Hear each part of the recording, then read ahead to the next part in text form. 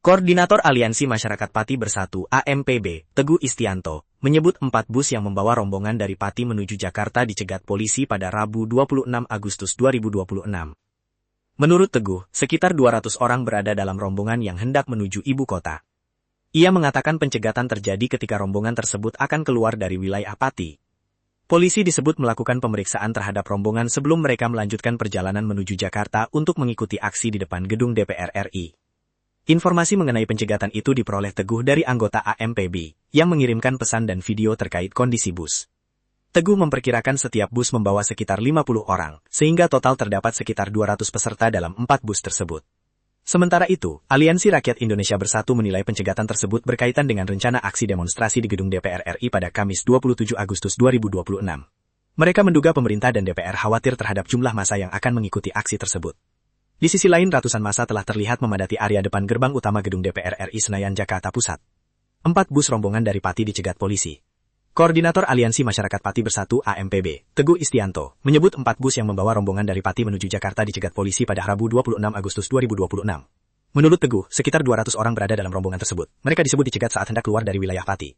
Informasi mengenai pencegatan itu, kata Teguh, diperoleh dari anggota AMPB yang mengirimkan pesan serta video terkait bus yang dicegat. 1 bus ada 50 orang, ada 4 bus berarti 200 orang, kata Teguh kepada awak media saat menggelar aksi di gedung DPR RI Senayan, Jakarta Pusat hari ini. Sementara itu, Aliansi Rakyat Indonesia Bersatu, Surya, menilai pencegatan tersebut dilakukan lantaran pemerintah dan DPR khawatir terhadap rencana demonstrasi yang akan digelar pada Kamis 27 Agustus 2026. Ini artinya pemerintah dan DPR takut dengan kami, ucapnya.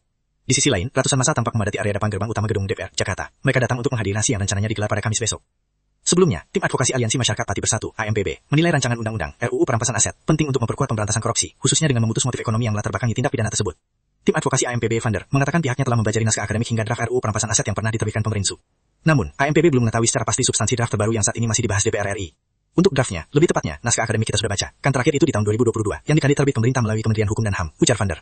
Vander menjelaskan, sejak awal, AMPB tidak bermaksud mendorong agar RUU Perampasan Aset disahkan secara tergesa-gesa. Mereka ingin regulasi tersebut masuk dalam program legislasi nasional, Prolegnas, dan dibahas secara serius dengan melibatkan berbagai pihak.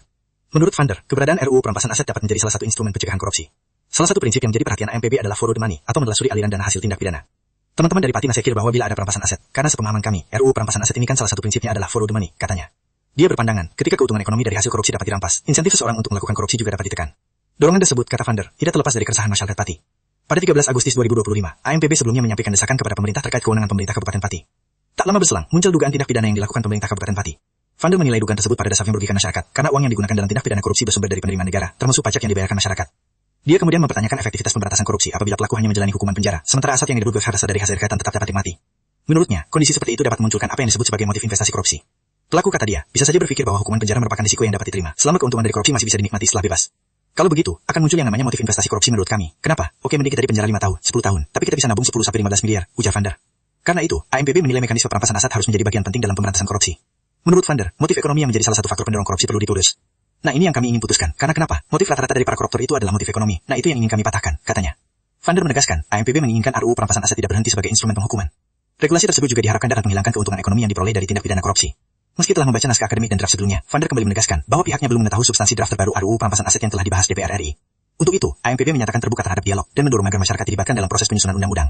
Kami tidak anti dialog, karena kami merasa ini perlu melibatkan masyarakat. Ya, salah satu cara untuk melakukan pengesahan undang-undang, yaitu melalui salah satunya adalah keterlibatan masyarakat, tuturnya. Selain perampasan aset, Vander turut menanggapi tuntutan mengenai penyerapan hukuman mati bagi koruptor. Dia mengatakan, wacana tersebut harus mempertimbangkan prinsip-prinsip hak asasi manusia, HAM, serta melalui kajian yang mendalam.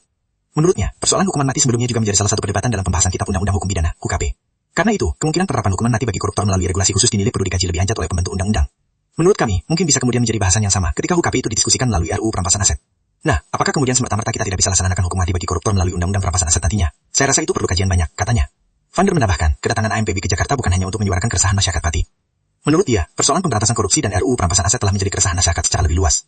Setelah kemudian kita datang ke Jakarta, ini bukan hanya keresahan Pati, ini keresahan rakyat Indonesia. Sehingga sekali lagi kami katakan ini bukan hanya tuntutan masyarakat Pati, ini tuntutan dan keresahan rakyat Indonesia yang harus kita perjuangkan dan kita lakukan dengan cara elegan, ujar dia. Disekat di Pati, ini oleh kepolisian, tidak boleh di Jakarta. Ini sekatnya di mana nih? Dijemput aja Pak. Saya kurang tahu ini daerah mana. Ini sebelah kiri video. Ini bis Pati nih. Bis Pati. Bis temen kami nih. Iya. Disekat nggak boleh ke Jakarta. Iya emang. Semua teman-teman ini jelas. Dewan Perwakilan Rakyat kita takut kepada rakyat ketika rakyat Indonesia bersatu untuk mendesak RUU Perampasan Aset tindak pidana agar dimiskinkan koruptor. Ini jelas. Ini pasukan Pati ini dicegat. Ini pasukan teman kami yang dari Pati AMPB tambahan pasukan dicegat ini. Berapa bis bang? Ya, barusan Pak. Berapa bis? Berapa bis? 4 bis. 4 bis dari AMPB dari Pati dicegat ini. Isinya berapa orang? Baru Pati. Full berarti 50 kali 4. 50 kali 200 4. orang, 200 orang.